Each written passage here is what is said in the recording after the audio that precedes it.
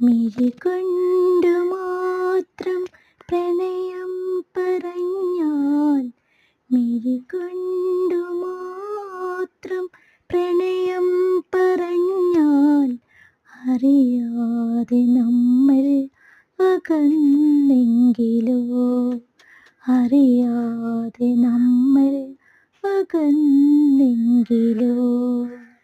മിഴികൊണ്ടു മാത്രം പ്രണയം പറഞ്ഞാൽ, മിഴികൊണ്ടു മാത്രം പ്രണയം പറഞ്ഞാൽ, അറിയാതെ നമ്മൾ അകന്നെങ്കിലോ, അറിയാതെ നമ്മൾ അകന്നെങ്കിലോ. മിഴികൊണ്ടു